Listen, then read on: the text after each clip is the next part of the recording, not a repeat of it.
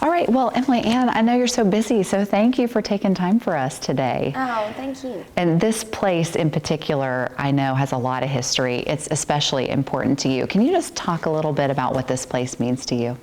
Well, we're at my home church here in East Tennessee, and this is the place when I think about coming home, and I think about missing home anytime I'm homesick. I think about this place. Because even more than the house that my mom and daddy raised me in, this place raised me up, and it made me the woman that I am today. You know, there's so much family history for me in this building. My great-grandfather was the pastor here, long before I was ever even thought of. And I never got to meet him, but I heard stories about him, and I know that him and his wife, my Granny Roberts, were prayer warriors, and they prayed for future generations, and I feel like I get to live in some of that today, even though they never got to meet me and I never got to meet them. But my Nana was the church secretary here, my dad grew up here, my mom and daddy met here, and so my roots just run really deep here in this little church, and I'm so thankful for it. And every time we come back home to East Tennessee, I've always got to come back home to this church. That's sweet. So you actually wrote a song about this place in particular. How did that come about? So I did a concert here with some girlfriends of mine about 2 years ago, and a sweet friend snapped a little picture of me up on the stage, and my mom and daddy were here for sound check. They were sitting out in the pews, and it had me, like the back of my head, and my mom and daddy in the background, and the windows in the pews, and she sent it to me, and I just loved that picture. And when I saw it, I thought, I gotta post something about this and write about what this place means to me. And so I made an Instagram post and wrote out, you know, all the different reasons why this church is so special to me. And I wrote with a man named Michael Farron about, I don't know, 3 months after I made that Instagram post. I'd never met him before, never worked with him before. We wrote a song, and at the end of our co-write, he said, "You made an Instagram post that I think could be a song." And I said, okay. You know, I had no clue what he was inspired by on my Instagram, but he pulled up my Instagram and pulled up that picture of me at this church, and he said, "I think this could be a song." And so my post listed out all the reasons why this place was so special to me, but at the end of it, I said, you know, but what makes this place mean the most to me is because this is the place where I met Jesus, and he changed everything in my life. And so we wrote a song called "The Building," and it's on my new album, Can't Hide Country, and it just talks about all those things that make this place so special. But at the end of the day, I know it's just a place. I know it's just a building, but it's where I met Jesus, and without him, I don't know where I'd be. And how did your parents react when they heard that song for the first time? My mom and daddy just squalled when they heard "The Building" for the first time, and they sent it. I told them, I always tell my parents, don't send this around to people, because I'll send them like a rough work tape of something, and they've sent it to every cousin, aunt and uncle, brother, sister, everybody's got it. And so I always send it. I'm like, don't send this to people. But like 2 days later, I was getting texts from cousins, and they were like, that new song is beautiful. And so anyways, I have to be careful what I send back to mom and daddy, because they just get so excited about it. But they loved it so much. And then it was so neat. We wrote that song at the beginning of 2022, and I didn't realize that in October of 2022, this church turned 100 years old. And so God's timing was just so sweet and cool to orchestrate all of that. And so we got to sing the song for the very first time in the church on the 100-year anniversary. And 1 week later, the song came out into the world. And I remember we brought, you know, video folks to film it, because I thought, we've got to have this. And I just bawled through the whole performance of it. And I was like, well, we'll never post that anywhere, but at least I've got it from my memory. So it was really special to be able to be in a room for the homecoming with all the folks that have been touched and changed by this church, and share that song with everybody. You did film a video though, but just not here at the church. Is that right? Yes. Okay. And we filmed a music video for the song at the Ryman Auditorium, actually, which was crazy. We were in the Ryman all by ourselves, and I was able to walk through the venue and just sing at the top of my lungs on the stage that song, and that was a surreal moment.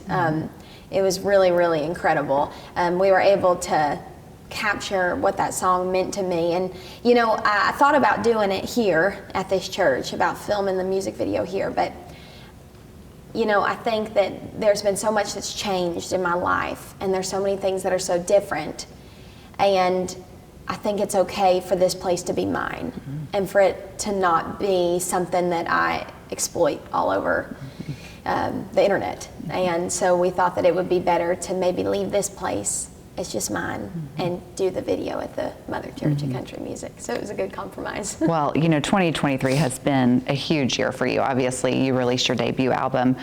How did you come up with that title, Can't Hide Country? You know, after I got off The Voice and I got to Nashville and I started working and songwriting and meeting folks and really figuring out what it was that I had to bring to the table, I met a little bit of opposition when I would turn songs in, or when I would go out and play my live shows, because folks thought that I was too country for country music. Things were moving really in the pop kind of direction of country music at that time, and so I met a lot of opposition, and for a couple years I really tried to take who I was and fit it into some kind of box that would be more marketable or modern, and it was miserable trying to do that.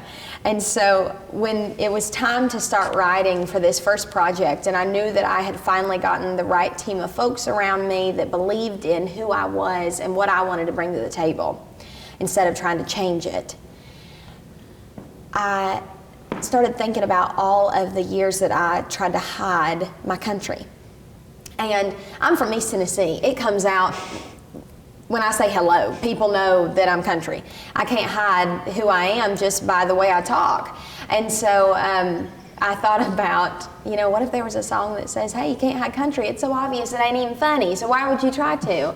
You can try to paint it up and shine it up and polish it up, but at the end of the day, your roots are they're gonna run deep, and they're gonna show and shine in everything you do. And so that's kind of the theme of this project, at least for me, because I went through so many years of trying to be somebody I wasn't.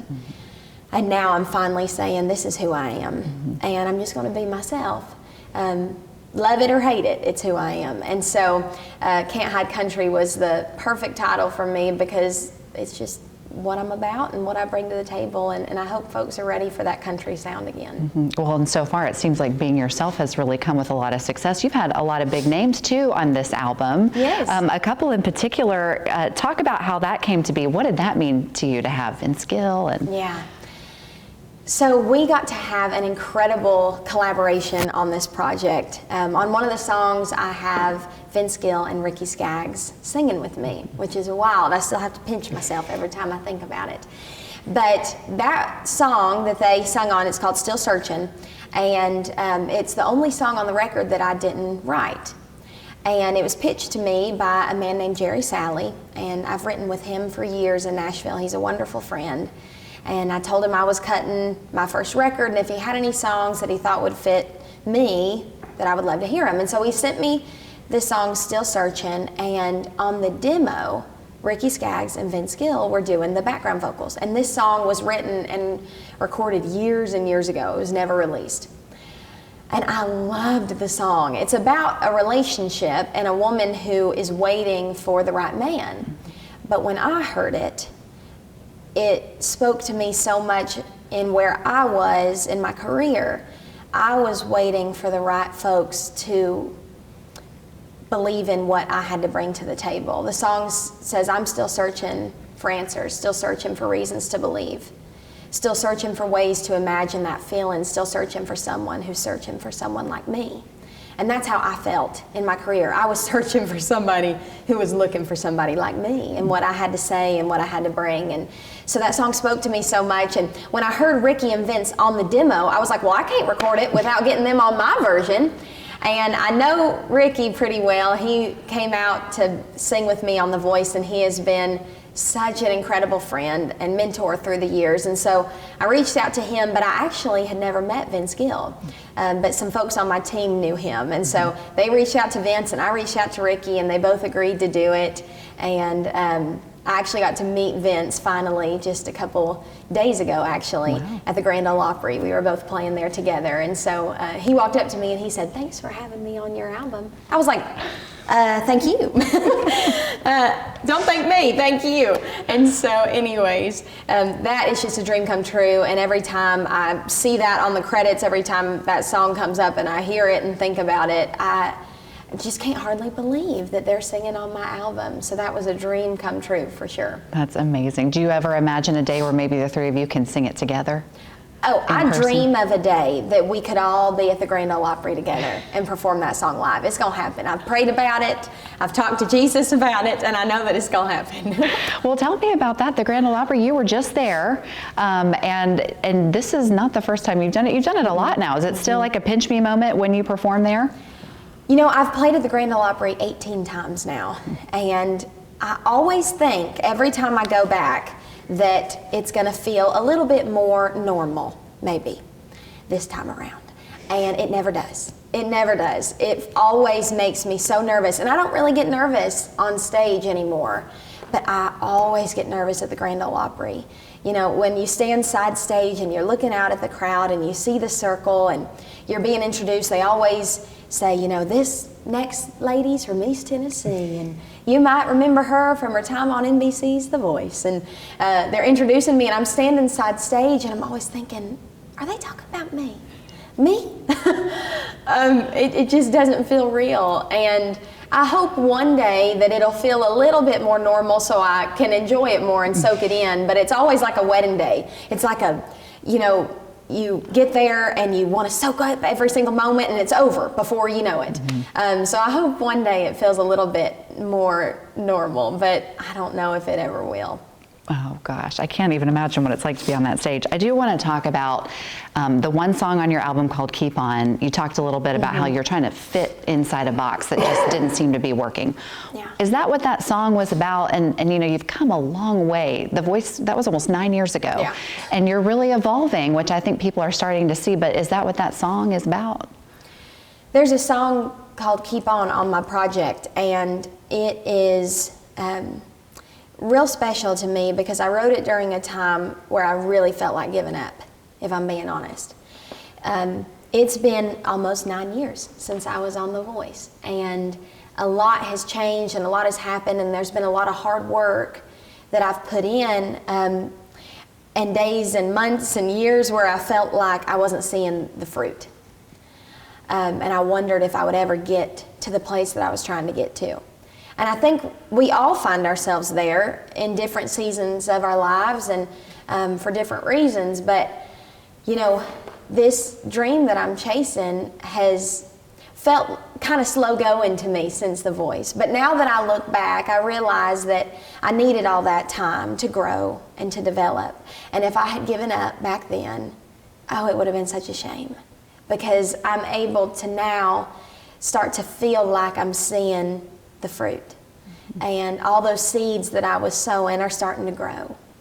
And there were so many days where I really felt like I can't put one more foot in front of the other. And so when I wrote that song, my hope and my prayer was that if people found themselves in that same spot that I was in, when they heard that, they would have the strength and the encouragement to just put one more foot in front of the other.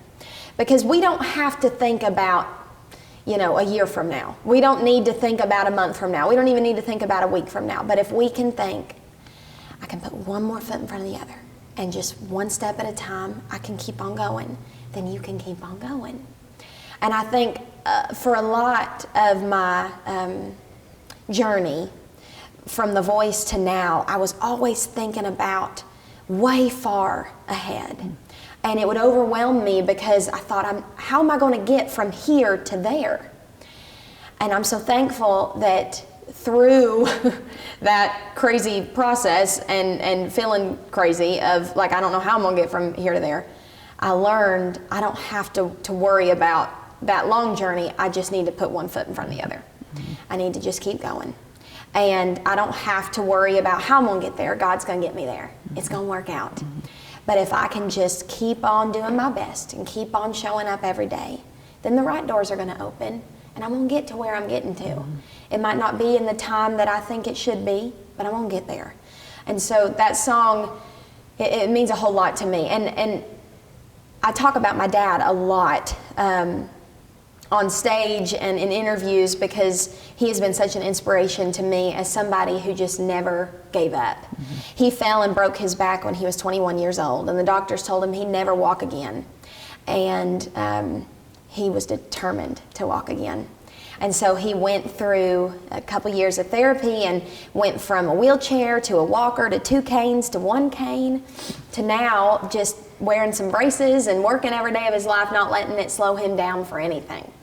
And he's always been such an inspiration as somebody who had every reason to say, I'm gonna give up, but he didn't. And I wanna be that way. No matter what comes my way in life, I wanna be the kind of person that is so sure that God's still got a plan for me. I've got breath in my lungs and a heart beating in my chest. I'm not done. I'm not done. And he has just been such an inspiration. And he was actually one of the main inspirations behind that song because he had just gone through open heart surgery a couple months before I wrote this, and he was so tired. And they go to therapy every day after you have open heart surgery. And he was so tired one morning, and I was home, and he was talking to Mama about it, and she said, well, you haven't missed a day. You stay home. You'll be fine. You just rest. He sat there for a minute, and he said, nope, you don't give up. He said, you keep on going. He got up, put his clothes on, and went to do his workout. And I remember thinking that day, golly, if he can do it, I can do it. You know, if he's got the strength to keep on going, I've got the strength to keep on going. And so he was the main inspiration behind that song, and I think about him every time I sing it. Do you think that it's hard for females to find big success in this genre in particular, or not necessarily? I've heard for years that it's so much harder for women in this business. And it may be, but I don't really dwell on that. You know, I think that if the music is great, if it is true and relatable and people connect with it, it don't matter if you're a girl or a guy. And I think that while women, I mean, it's a fact, are not played on radio as much as men, I don't think that it's because we're women. I think that for whatever reason, maybe those songs by those guys are connecting better than the songs that the females are putting out. And that's just my personal opinion, but I don't dwell on that. I know that whether you're a man or a woman, this business is tough, and you've got to be tough, and you've got to work your butt off.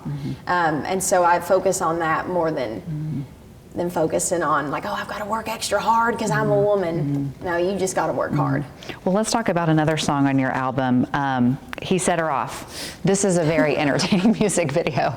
And actually, this is one that one of our former coworkers is in. Tell me about that. This album has a whole smorgasbord of music. I mean, I tell people it's like a sampler platter. You've got songs about Jesus saving your life, and you've got songs about burning your cheating husband's house down.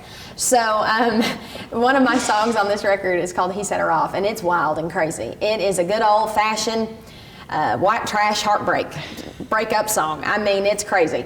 But we wrote this song because there are so many country songs about women going crazy on their men. And I always wondered why. You know, are we just crazy? Or surely there has to be a series of events that take place that lead to us going crazy. And so that's why we wrote this song. We said, okay, she ain't fragile like a flower, she's fragile like a bomb. And he set her off. And we had this song that we had written back in 2019. I wrote it with Seth Mosley and Parker Welling, and we knew we wanted to put it on the album. And then when it was time for the music video, I thought, well, I've got to burn a house down. I mean, we talk about it in the song, so we've got to do it. And I actually am really close with the Seymour Volunteer Fire Department, and so I was able to work with them to get a house to burn down. Sounds crazy, but it's true. And then we needed all kinds of different characters to help play out the story. And so I knew that we needed a couple different attorneys, and so my pastor actually of this church was the attorney of the husband in the music video, and my guitar player and tour manager was my attorney.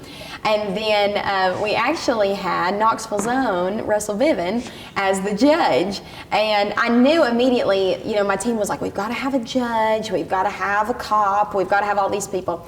And I was like, I know who the judge ought to be. So I texted Russell, and he was all in, and he did so good. That was his big moment. That was his big moment. He did so good. We had so much fun. We laughed our heads off. And every single time I watch that video, it just makes me so happy. I love having as many East Tennessee folks in what I'm doing as I possibly can. That is so fun. Well, now you had your big album release show in September. It sold out here in Knoxville, right? Yes, What did it feel like to play on the stage in your hometown and have that big of sales? I could not believe when we sold out the Bijou for my album release party. We were able to have the party the night before the album came out. So the album came out at midnight on Friday, and we had it on Thursday evening. And so what was so special about it is everybody in that room got to experience the album before anybody else. And the more I thought about it, just the more it filled up my heart, because I wouldn't be the woman I am today without East Tennessee. I wouldn't be where I am today without the love and support that the folks in East Tennessee have shown me through the years. I mean, I think back to The Voice, and all these years since then, Knoxville has wrapped their arms around me and rallied around me in a way that is still mind-boggling to me. I'm so thankful for the support that my home has showed me. And so it was so special to get to say, okay, here's the project, and y'all get it before anybody else does.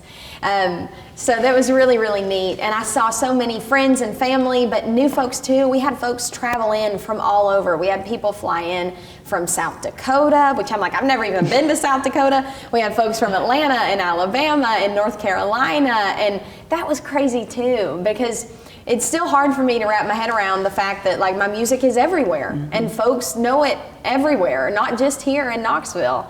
And so it was just really, really cool. I will never forget that night as long as I live. It was incredible. And we ended the evening all singing that simple song, God is so good, God is so good, God is so good, He's so good to me. And the lights were already up, the show was over, and everybody stood and sang that together, and it was precious. It was precious. And that's how I feel. Gosh, God has been so good, and it was a great night. I'll never forget it. Well, I wasn't even there, and I have goosebumps. So that's amazing. All right. Well, you're only 25 years old, but you kind of joke that you're really 75 years old. Yeah, that's how I feel. Tell me about some of your hobbies, because I think it'd surprise some people if they don't follow you on social media. I call myself Yeehaw Meemaw. One part yeehaw, one part meemaw. I'm only 25, but I really feel like a 75-year-old on the inside. It's so true. I love the old stuff. And I started crocheting, which is kind of like knitting for folks that don't know, except you only have one hook instead of two knitting needles. And so I started crocheting a couple years back, and it is one of my favorite things to do. But aside from that, I love to bake. I bake bread and make cakes and cook everything me and my husband eat. And I love homemaking. I love a bunch of stuff that probably a bunch of 25-year-olds aren't really concerned with. But it's really fun to me, and it fills up my cup. And it's a way for me to be creative, whether I'm in the kitchen or whether I'm crocheting or whatever I'm doing. It's other creative outlets when maybe I need to turn music off a little bit in my mind and focus my creativity somewhere else, I always turn to crochet, or I turn to baking bread, or decorating cakes and doing stuff like that. But crochet is something that has been so much fun for me, and we have been able to do so many fun things to give back with that hobby of mine as well. And I've been making videos to try and get other folks to learn, because a lot of folks think like, oh, I could never do something like that. And I'm like, yeah, you can. You just got to try. So it's been really fun to try and bring other young folks in on that hobby. There's a little ministry at the church that me and my husband go to now in Lebanon. It's literally a crochet and knit club. And I was so excited when we joined this church and heard about it, and I showed up to the first meeting, and it was, everybody was about 25 years older than me, at least. But it was so much fun, and I'm trying really hard to bring about like a younger generation of folks that are into that, because we've lost those skills like sewing and knitting and crocheting. Yeah. My generation doesn't know how to do any of that, but that was normal for even my mother's generation and my grandmother's generation. Everybody knew how to do that because you had to do that to make your clothes. So it gives you a lot of, there's a lot of pride in knowing that you can make something and throw it on and wear it. So, well, you did that when you went to Dollywood. That dress was beautiful. How long did that take? Okay, my dress of many colors that I wore at Dollywood took longer than I would like to admit. It was made up of about 90 little granny squares, and each square took me about 17 minutes to make. So if you want to do the math, you can. But I'll tell you, when I realized how long, in my mind, I have so much fun doing it, I was like, oh, I bet a square will take 5 minutes. But I set a timer and did a square, and when it said 17 minutes, I was like, oh no, I spend a lot of time doing this. But I spend hours and hours and hours in a van traveling from show to show all over the country. And that is when I do most of my crocheting. I just load up all my yarn in the van, and it keeps me from scrolling on my cell phone. And I crochet until I can't crochet anymore. Did Dolly see that dress? I don't think Dolly did see the dress, but if we could show her, I bet she'd love it. Okay, we're gonna have to get on that. Would you say she's one of your big inspirations? Oh, Dolly is the queen. She is my biggest inspiration. I look up to her in so many different ways, and I'm just honored that I get to be from the same place that she's from, and that I get to learn from her. She is like a national treasure. I tell folks all the time, I'm like, there's nobody like her. So she is definitely one of my biggest inspirations. You talked about your husband a little bit. Married now for 3 years? Yes, 3 years. How's married life going?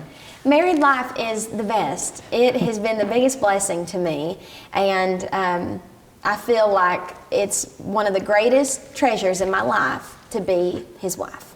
We met in Spanish class in high school over at Carnes High School, and he was so shy, and I was just so taken by him.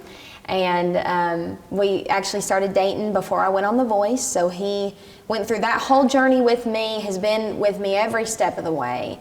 And now that we're married and we're doing all this together, I just feel so thankful, because I wouldn't be able to do it without him. Now, he don't sing, he can't even clap in time, but he's a good listener, and he's my best friend. And when life is crazy and I don't know which way's up and which way's down, he settles me, and he always brings me back home. And so I couldn't do what I do without him. He's so behind the scenes, and people don't realize all the work that he does to keep things moving. But as much as he can, he's driving that van, helping us get from show to show. He's loading that trailer. He's selling my merch. And most of all, he's keeping me from going crazy. So I'm really, really thankful for him. No, I saw him hang that wallpaper. He did a pretty good job on that. Yes, and he's a handyman. There you go. And for anybody listening who's looking for a husband, get you one that can do stuff, because he can hang wallpaper, he can build you a table, he can help flip your house, and it really comes in handy to have a guy who knows how to do stuff around the house. It sure does. Well, you're set to go on tour with Blake Shelton album. What's that going to be like to be back together again? Oh my gosh, I cannot believe that I get to go out with Blake. I have been praying for an opportunity to go out and support somebody on a major tour for years. I mean, I've been doing this for 9 years now, and just to know that I kind of got my start working with Blake, and then now all these years later, I get to do my first ever arena tour with him is incredible. And it's such a full circle moment. So we're going to go out February and March of next year, and we're hitting a bunch of cities that I've never been before. We're going to Canada. Never been to Canada before. And so I'm really excited to get to go to these cities that I haven't been able to tour in and meet new fans and take my record further than I ever thought it would go. And just the fact that Blake would still be willing to reach out a hand to me and still help me all these years later shows his character. I mean, people have asked me for years what he's like, and he is good as gold. And he is ready and willing to help anybody that he can. And he has been such a help to me through the years. That's wonderful to hear. Of course, everyone here in Knoxville wants to know, you got any Knoxville shows coming up? Well, I'm trying to think. I don't think I do have any Knoxville things at the moment, which is really sad. But I always pop up. I can't stay gone from East Tennessee for long. So even if nothing's on my calendar right now to be back home, you know that I'll be here sooner or later. So I always remind folks to check my calendar and check my socials, because anytime I can get back to East Tennessee, I'm going to get back and I'm going to bring the music and get to see all my good friends and family here. What are you most looking forward to in 2024? Like, what are you really excited about, obviously, besides the tour? I'm so excited to just get to take this record that we have spent so much time on everywhere I can take it. I'm fired up about the Blake tour, but even past that, I just can't wait to get back out on the road and play all this new music. You know, the album came out end of September, and we've been so busy with all kinds of stuff for it, but I haven't been able to go out and take the record everywhere I want to take it. And so that's what I'm most looking forward to, is taking these songs and playing them live. Because at the end of the day, that's my passion. I love getting on stage. I love being able to share my heart with folks and connect with them. That's what fills up my cup. That's what keeps me going, and that's why I do it. To hopefully be an encouragement and to help people know that they're not alone, to give them a good time. And I just can't wait to do more of that next year. Well, my last question is, what's your hope for this debut album? My hope for this record is that it opens doors that I never even thought to pray for. And, you know, God has shown me through the years, there's a passage of scripture that talks about how the Lord is able to do exceedingly above more than we could ever ask or even imagine. And I feel that way. I see that in my life. I would have never even dreamed big enough to ask to go on The Voice. I would have never even dreamed big enough to pray to come in second place. I would have never dreamed big enough to have Ricky Skaggs and Vince Gill on my debut album. I wouldn't have been able to even imagine that those things could have been real in my life. And so my prayer for this record is that the Lord uses it for more than I could even ask or imagine, in ways to open up new doors for my career, but in ways to touch people's lives that I never even dreamed that it would.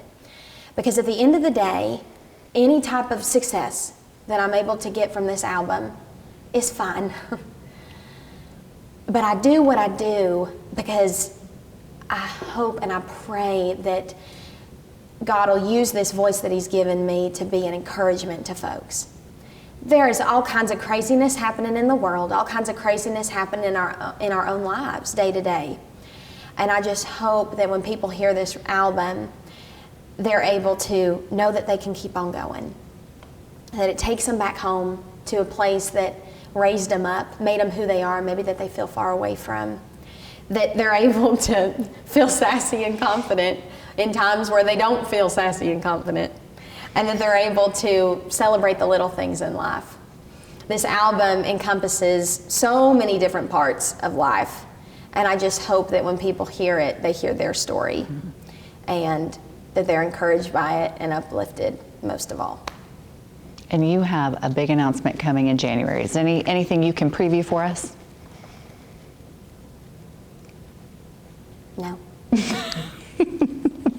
Just thought I'd try. Did you want to give a plug to real quick to your Salvation Army quilt that you're working on? Yes. So tell me about that. Okay. Something that I'm really excited about this holiday season is we are giving away one of my hand crocheted blankets. And I've given away some of my crochet projects before, but I wanted to see one of these projects truly go to good use. And so we have teamed up with the Salvation Army, and folks can be entered to win the blanket by just donating to the Salvation Army. And so I have launched my virtual red kettle, and folks just have to donate and they'll be entered to win the blanket, but they can know that with every donation, big or small, it's going to help those families that need it most. And so I'm really excited to get to team up with the Salvation Army. I love the work that they do. I'm so passionate about it. And I hope that folks, when they see it, I know that it's nothing special. It's just a pretty crochet blanket that'll hopefully light up somebody's home and bring them joy and comfort. But I have been raised by my parents to know that you don't have to do a whole lot to make a big impact. You just do what you can with what you have. And so that's what I'm trying to do with this blanket, to just do what I can with what I have. And folks can enter to win, and all the details are on my website and my socials if they want to be a part of it. In the car, I'll get it out because it literally sounds like a car horn. And I'll play the pitch pipe while I sing. We ain't got a whole lot, but we got a lot of little suits me just fine. We go together like a bow and a fiddle, and we live a little simple life. And they're like, shut up! And I'm like, ha ha ha ha. No! Okay. Yeah, they hate it. And I think it's really funny. It's pretty cool. You could do that on an app now, though. I know. Okay, here we go. Okay. I ain't saying much today, but we'll see what happens. Tell me when. I'm ready whenever you are. I can't help but wonder if these floorboards creaked the same in 42 when my great-grandpa poured his heart and soul into preaching the good news. And these tattered old red hymn books have caught a tear or two, 'cause it's hard to sing just as I am without the Spirit moving you. If those altars at the front could testify, I know they'd say it never once got old hearing a sinner call his name. I know the stained glass never saved a soul, and these pews ain't on the road that's called up yonder.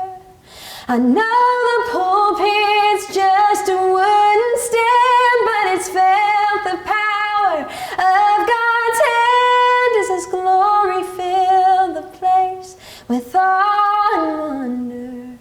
I know it's just a building, plain and simple white, but it's the building where Jesus changed my life.